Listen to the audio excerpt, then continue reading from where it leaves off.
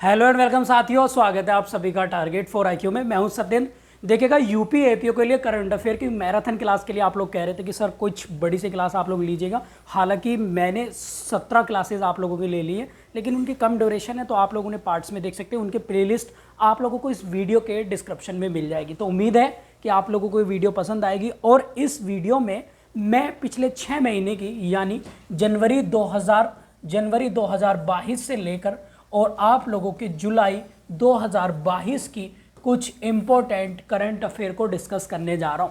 तो ये 6 महीने की करंट अफेयर है और यूपी एपीओ का एग्जाम है, या फिर आप लोग इस वीडियो को देखकर अदर एग्जाम भी दे सकते हैं जिसमें करंट अफेयर बहुत ही ज़्यादा रिलीवेंट है। ठीक है, तो चलिए वन बाय वन हम एक एक चीज़ को निपटाएंगे और टॉपिक को डिस्कस करेंगे अपने एग्जाम पॉइंट ऑफ व्यू से, और उम्मीद है कि आप लोगों को ये समझ में भी आएगा। तो सबसे पहले अगर हम बात करें तो हम बेसिक चीज़ों से चलेंगे और हम राष्ट्रपति से इस क्लास को स्टार्ट करेंगे। तो हाल ही में आर्टिकल 52 में इंडियन कॉन्स्टिट्यूशन के भारत के राष्ट्रपति के प्रोविजन स्टार्ट होते हैं जो 61 तक जाता है, जहां पर इम्पीचमेंट लगता है। ठीक है, तो ये तो हो गया कॉन्स्टिट्यूशन का पार्ट। और अभी जो है हाल ही में आप लोगों ने देखा है कि भारत की राष्ट्रपति बनी है कौन?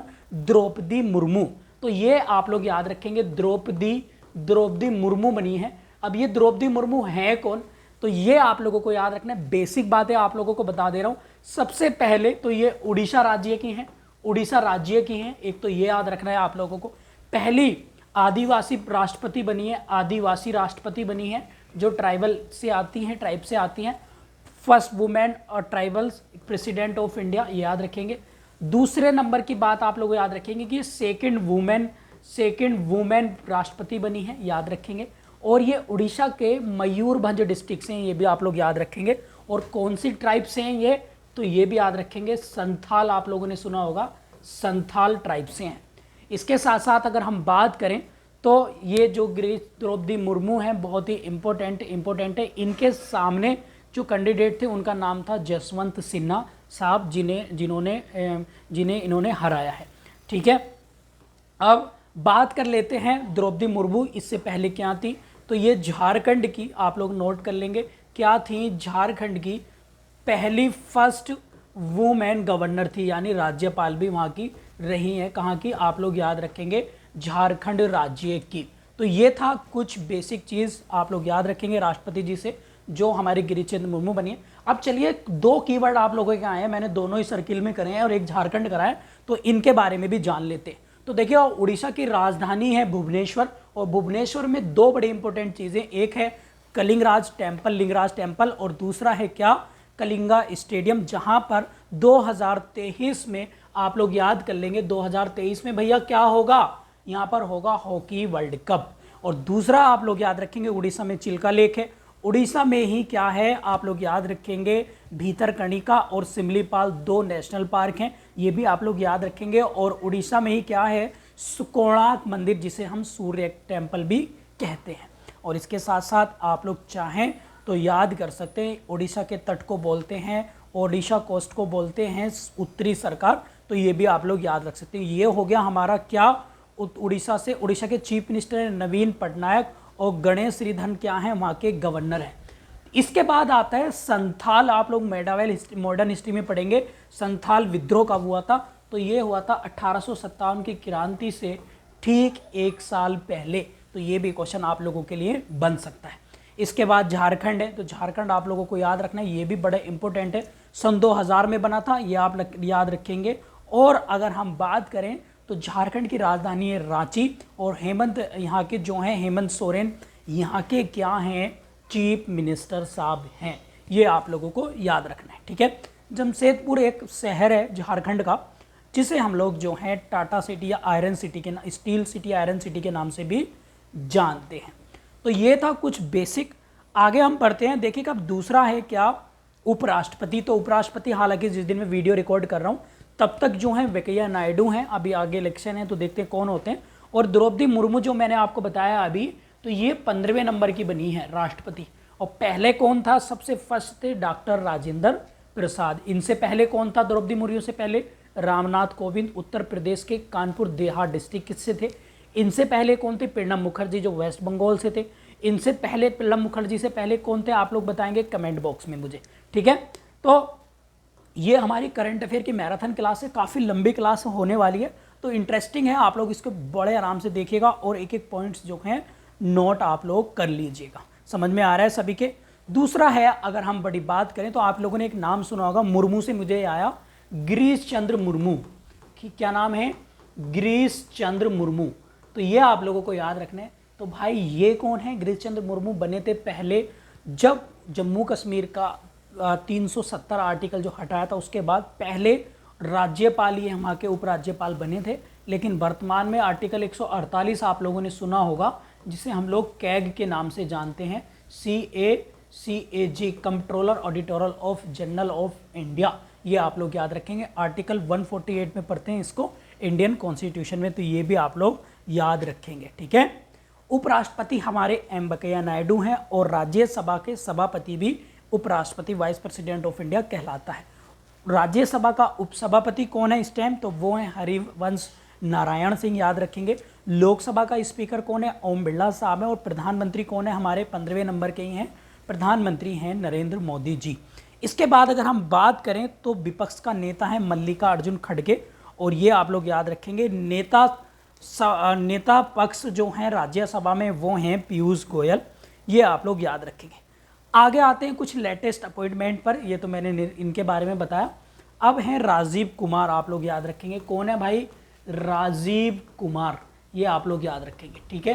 तो राजीव कुमार कौन है? आप लोगों ने आर्टिकल सुना होगा, एक आर्टिकल है 324, यानी article 324 of Indian constitution, election commission की बात करता है। और ये 25वें मुख्य चुनाव आयुक्त बने हैं, कमिश्नर बने हैं, इलेक्शन कमिश्नर भारत के। ये आप लोगों को याद रखना है। ठीक है। आप लोगों को अगर वीडियो पसंद आ रही तो इसे लाइक भी करना और चैनल को जरूर सब्सक्राइब कर लेना, ताकि इंपॉर्टेंट चीज़ें आप लोगों से छूटे ना।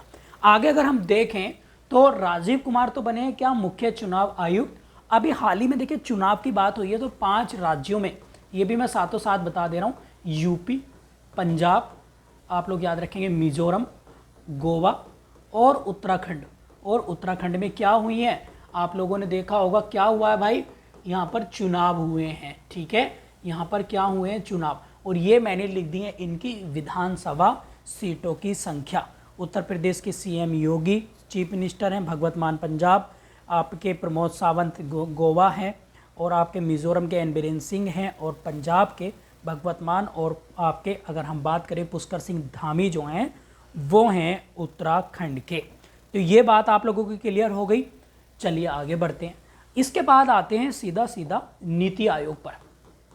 तो भाई नीति आयोग की बात करें तो यहाँ पर national institute for transforming India इसकी फुल फॉर्म है, और ये बना था 1 जनवरी 2015 को।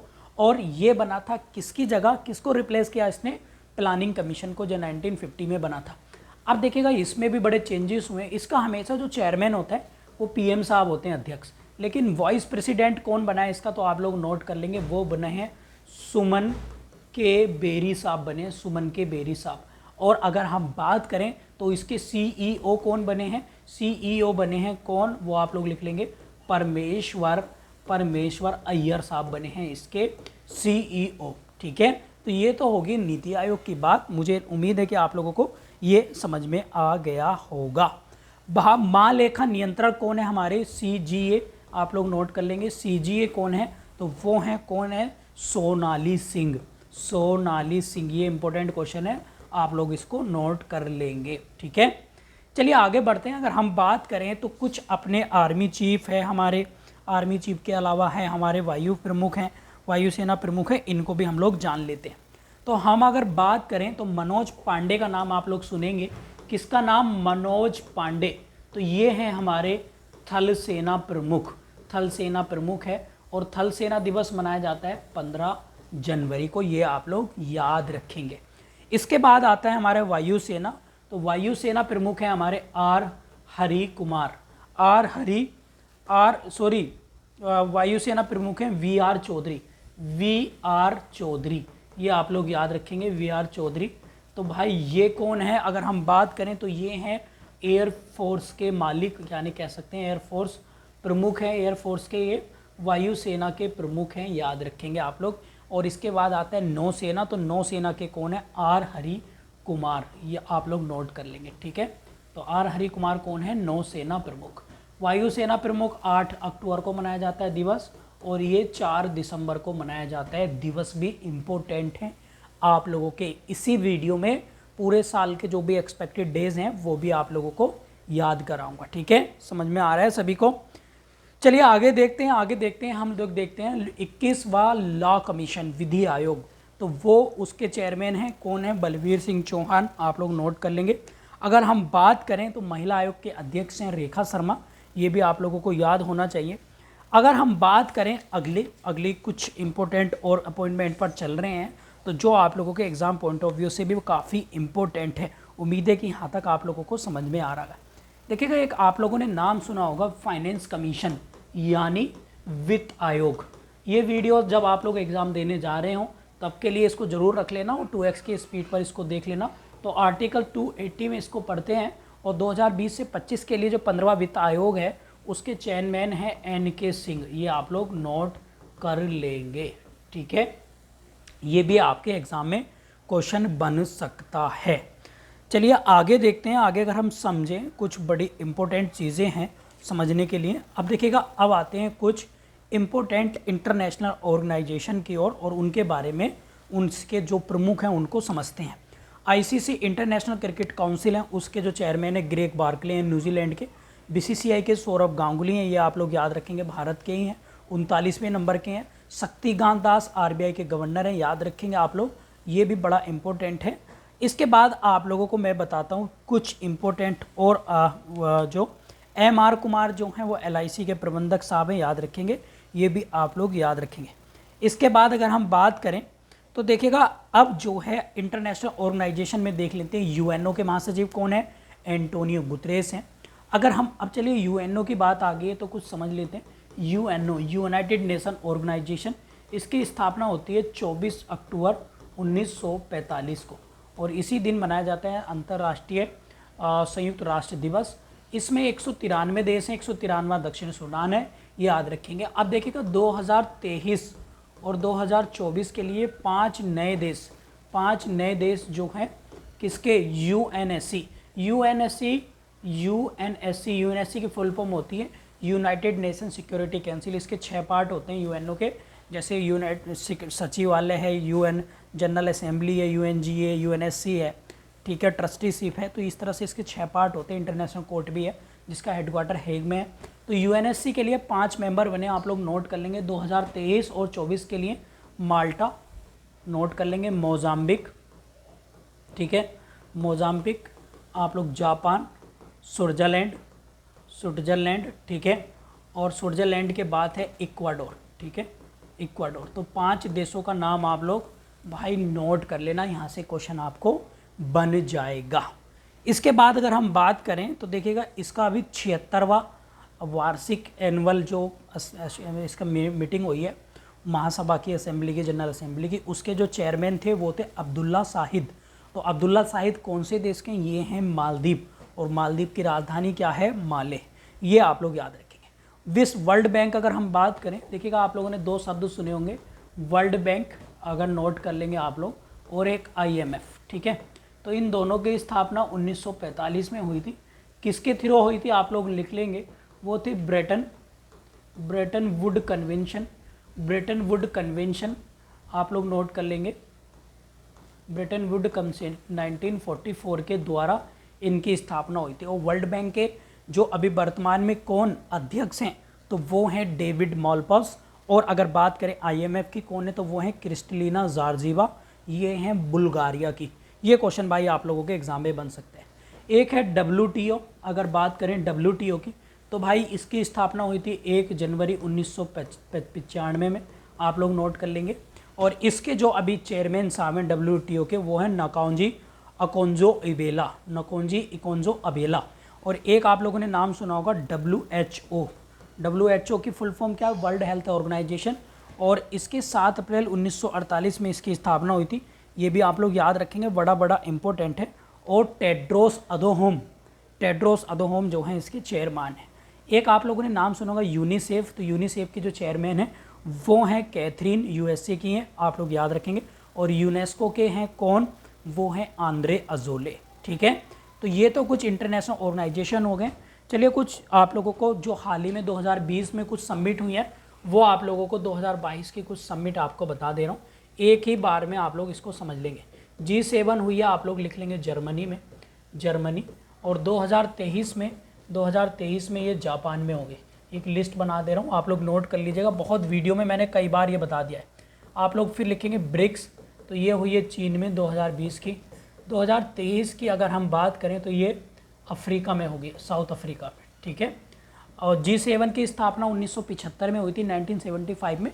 7 कंट्री हैं, जापान, इटली, फ्रांस, रूस, इसके बाद है आपका ब्रिटेन, कनाडा, USA, ये याद रखेंगे, ठीक है। और अगर हम बात करें ब्रिक्स में 5 देश हैं और 2009 में बना था, 2010 में साउथ अफ्रीका जुड़ा था। इसके बाद G20, तो G20 की 2021 की याद रखेंगे, तो ये इटली में हुई थी। और 2022 की अब होगी कहाँ पर, 2022 की होगी इंडोनेशिया के बाली आइलैंड पर, ठीक है, इंडोनेशिया के बाली। और यही समिट 2023 की कहाँ होगी, ये होगी भारत में, न्यू दिल्ली में, ठीक है। इसके बाद है बिम्स्टेक, आप लोग नोट करेंगे बिम्स्टेक। तो भाई BIMSTEC summit bay of Bengal initiative, multi sector initiative और टेक्नोलॉजिकल इकोनॉमिक कॉर्पोरेशन 2022 की समिट है, ये हो रही है, हो चुकी है श्रीलंका में, ऑनलाइन हुई थी, वर्चुअली, ठीक है। इसके बाद आप लोग लिखेंगे आसियान, तो आसियान समिट जो है वो आप लोगों की 2022 की, तो भाई ये होगी कहाँ पर, कंबोडिया में। कहाँ पर, कंबोडिया। देखिएगा आसियान में 10 देश हैं, भारत सदस्य नहीं है। बिम्स्टेक में 7 कंट्री हैं, याद रखेंगे। इसके बाद अगर हम बात करें तो आप लोग लिखेंगे नाटो की समिट हुई है। नाटो की फुल फॉर्म क्या है, नॉर्थ एटलांटिक ट्रीटी ऑर्गेनाइजेशन, 1949 में बना था ये। 30 सदस्य हैं, 30वां सदस्य नाटो का मैसेडोनिया है। और 2022 की समिट हुई है इसकी स्पेन की राजधानी मैड्रिड में, आप लोग नोट कर लेंगे, ठीक है। ये तो थी कुछ आप लोगों की समिट जो इम्पोर्टेंट है। अगर आप लोग चाहें तो COP20, 27 और COP28 याद रख सकते हैं, ये 2022 में होगा, ये 2023 में होगा, ठीक है। तो ये UAE में होगा और ये मिस्र में होगा, ठीक है। अभी 26 जो वो ग्लासगो में हुआ था। तो ये तो हो गया आपकी कुछ समिट, बड़ी इंपॉर्टेंट है एग्जाम पॉइंट ऑफ व्यू से। चलिए कुछ आप लोगों को गेम्स बता देता हूँ, जैसे राष्ट्रमंडल खेल। कौन से भाई, राष्ट्रमंडल खेल, तो ये अभी चल रहे हैं, वेरी इंपॉर्टेंट है। कहाँ पर, इंग्लैंड में, बर्गिंघम इंग्लैंड, नोट रख लेंगे, बर्गिंघम इंग्लैंड में। और ये 2026 में कहाँ पर होंगे, ये होंगे ऑस्ट्रेलिया में, ठीक है। एक आप लोग रखेंगे एशियन गेम्स, एशियाई खेल या एशियन गेम्स बोलते हैं इनको। तो 2023 में होने, एक्चुअल में होने तो 2022 में थे, 1 साल एक्सटेंड कर दिया है, तो आप चीन लिख लेंगे इसको, ठीक है, चीन में। और अगर हम बात करें 2026 में होंगे जापान में, ठीक है, जापान में ओसाका में। फिर आप लोग चाहें तो ICC वर्ल्ड कप लिख सकते हैं, क्रिकेट वाला, मेंस वाला, 2023 में, तो ये भैया भारत में होगा। हॉकी वर्ल्ड कप मैंने जब लेक्चर स्टार्ट करा था आपको बताया था, कलिंगा भुवनेश्वर में होगा, तो ये आप लोग नोट करके रख लेना, ठीक है। अभी देखिएगा ICC वुमेन वर्ल्ड कप हुआ है, वुमेन्स वर्ल्ड कप हुआ है, और ये कहाँ पर हुआ था भाई, तो इसको नोट कर लेना भाई, ये न्यूजीलैंड में हुआ था। कहाँ पर, न्यूजीलैंड में हुआ है। और जीता कौन है इसमें, ऑस्ट्रेलिया जीता है, ऑस्ट्रेलिया जीत गई है, वॉन। और हराया किसको है, इंग्लैंड को हराया। तो ये भी आप लोग नोट कर लेंगे। एक आप लोग लिखेंगे फीफा वर्ल्ड कप, फुटबॉल से संबंधित है भाई। तो ये 2022 का कहाँ पर हो रहा है, कतर में हो रहा है। कतर की कैपिटल क्या है, दोहा है, इसको भी नोट कर लेना। देखिएगा 2 बड़े कप हैं, एक तो है थॉमस कप, तो थॉमस कप पहली बार भारत ने जीता है, ये याद लिखेंगे, भारत ने जीत लिया इसको, भारत ने जीता है। किसको हराकर, तो आप लोग लिख सकते हैं इंडोनेशिया को हराकर। इंडोनेशिया को क्या है यहाँ पर पूरी तरीके से हरा दिया। अगर हम बात करें उबेर कप, तो उबेर कप ये किसने जीता है भाई, तो ये साउथ कोरिया ने जीत लिया है, साउथ कोरिया ने। किसको, साउथ कोरिया ने जीता, किसको हराकर, चीन को हराकर, ठीक है। दोनों ही जो हैं बैडमिंटन से रिलेटेड हैं, याद रखेंगे। इसमें मेल कैंडिडेट भाग लेते हैं, इसमें फीमेल लेती हैं उसी कंट्री की। और दोनों ही टूर्नामेंट कहाँ पर हुए थे, थाईलैंड की राजधानी बैंकॉक में। एक आप लोग याद रखना चाहें तो रख सकते हैं रणजी ट्रॉफी, तो ये क्रिकेट से रिलेटेड है, आप लोग नोट कर लेंगे। ये MP ने जीती है मुंबई को हराकर, ठीक है, मुंबई को इसमें डिफीट करा था। बेंगलुरु में इसका जो है आयोजन हुआ है। एक आप लोग चाहें तो याद कर लेंगे खेलो इंडिया यूथ गेम्स, जो अभी हुए हैं पंचकुला में, अगले होंगे भोपाल में। इस तरीके से आप लोग जो हैं इनको याद कर सकते हैं। समझ में आ रहा है सभी को, कोई दिक्कत तो नहीं। तो काफ़ी सारी चीज़ें मैं आप लोगों को रिकॉल कराने की कोशिश कर रहा हूँ ताकि आप लोग समझें ना, ठीक है। एक है, प्रधानमंत्री को भूटान सरकार ने 2021 में एक अवार्ड दिया था जिसका नाम है, वो है क्या, नगदग पेलजा। बस आप नाम याद रखेंगे नगदग, बस तो वो याद रखेंगे, भूटान सरकार ने दिया है।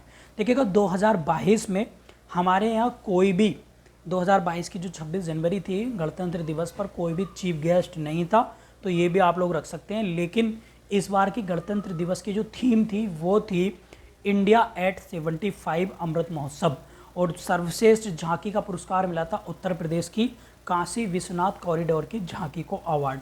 तो ये भी आप लोग याद रख लेना भाई मेरे, इसको भी आप लोग भूलना नहीं। और दूसरा आप लोगों को कुछ इंपॉर्टेंट चीज़ें बता दे रहा हूँ। जो 2019, 20, 21 या 22 में जो भी साइक्लोन या चक्रवात आए हैं तो वो बहुत इंपॉर्टेंट है। बस आप लोगों को 3 याद रखना है। एक तो यास जो वेस्ट ऑफ बंगाल में आया, इसका नाम ओमान ने रखा है। और दूसरा आप लोग याद रखेंगे ताउते, जिसका नाम बंगाल, ये भी तमिलनाडु में आया था और इसका नाम रखा था मालदीव ने। बस इतने याद रखेंगे, इससे ज़्यादा इनमें दिमाग आप लोग नहीं लगाएंगे। वर्ल्ड लेवल पर हैं तो वो अगली वीडियो में आपको बताऊंगा। ये आप लोगों की मैराथन क्लास है, उम्मीद है कि आप लोगों को समझ में आ रहा होगा। समझ में आ रहा है आप सभी को? तो देखिएगा अब जो है कुछ इंपॉर्टेंट टॉपिक की ओर चर्चा कर लेते हैं। सबसे पहले हम फॉरेस्ट रिपोर्ट 2021 देख लेते हैं, जो हमारी बड़ी इंपॉर्टेंट है एग्जाम पॉइंट ऑफ व्यू से। हम फॉरेस्ट और टाइगर रिपोर्ट दोनों देखेंगे 2021 की।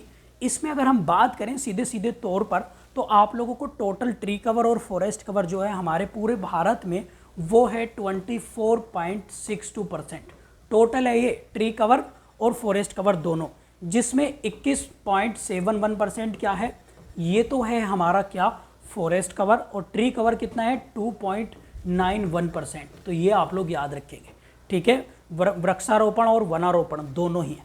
अगर हम अब